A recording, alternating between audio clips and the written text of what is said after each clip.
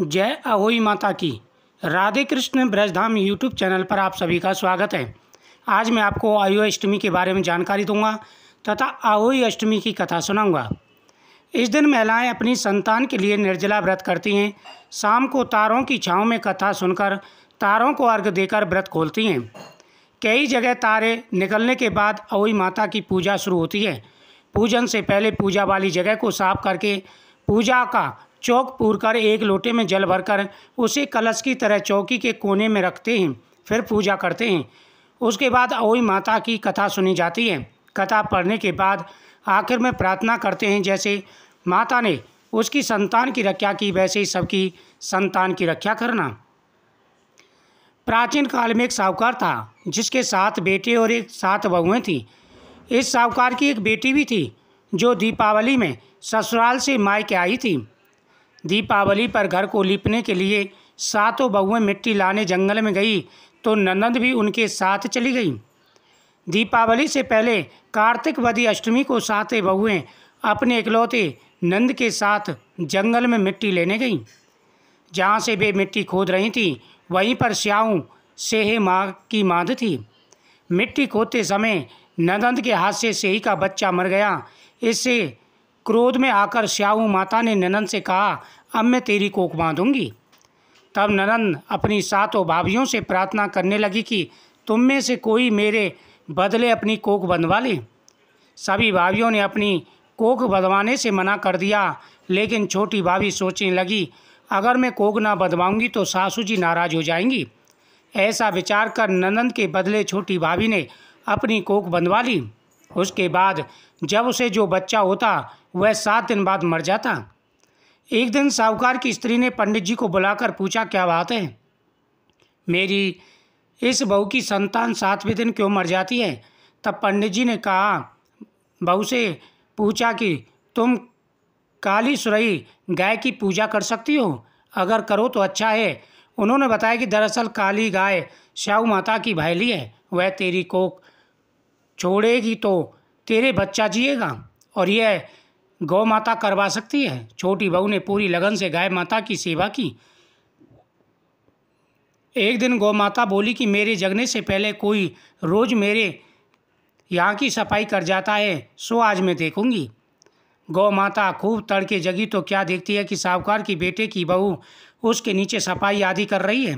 इससे गौ माता प्रसन्न हुई और बोली, मैं तुझसे प्रसन्न हूँ, तुझे क्या चाहिए वर मांग। तब साहूकार की बहू बोली कि स्याऊ माता तुम्हारी भाईली है और उन्होंने मेरी कोख बांध रखी है, उनसे मेरी कोख खुलवा दूँ। गौ माता ने कहा, अच्छा।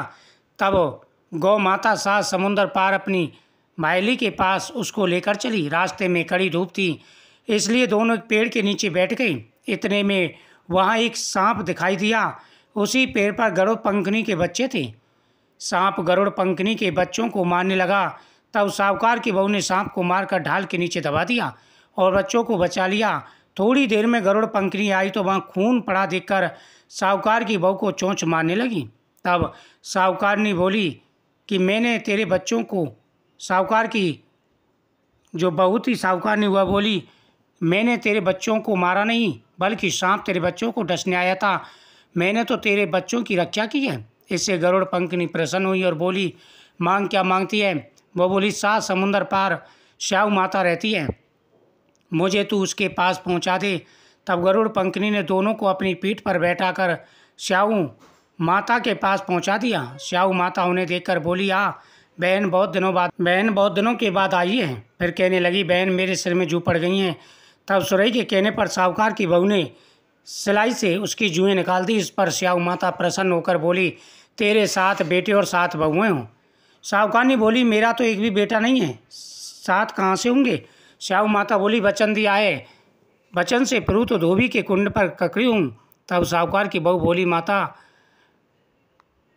मेरी कोख तो तुम्हारे पास बंद पड़ी है, जा तेरे घर में तुझे 7 बेटे और 7 बहुएं मिलेंगी। तू जा उद्यापन कर, 7 अहुई बनाकर 7 कढ़ाई करना। वह घर लौट आई और आई तो देखा उसके 7 बेटे बहुएं बैठी हैं। वह बहुत प्रसन्न हुई। उसने 7 अहुई बनाई, 7 उजवन किए, 7 कढ़ाई। दिवाली के दिन जेठानियाँ आपस में कहने लगी, जल्दी जल्दी पूजा कर लो, कहीं छोटी बहू बच्चों को याद करके रोने ना लगे। काफ़ी देर तक रोने की आवाज़ नहीं आई तो सेठानी ने बच्चों को भेजा। बच्चों ने देखा और आप वापस आकर कहा, चाची तो खूब कढ़ाई चला रही है, खूब जीवन हो रहा है। ये सुनते ही जेठानियाँ दौड़ी दौड़ी उसके घर गईं और जाकर पूछने लगी, तुमने कोख कैसे खोल छुड़ाई? वह बोली, तुमने तो कोख बंधवाई नहीं, मैंने बंधवा ली। अब स्याऊ माता ने कृपा करके मेरी कोख खोल दी। स्याऊ माता ने जिस प्रकार उस साहूकार की बहू की कोख खोली, उसी प्रकार हमारी भी खोलिए, सबकी खोलना, कहने वालों की तथा हुंकार भरने वालों की और कथा सुनने वाले तथा व्रत रखने वाले सभी पर अपनी कृपा बनाए रखना। कथा सुनने के बाद में पितरों को अर्घ देकर के यह व्रत खोला जाता है। जय अहोई माता की।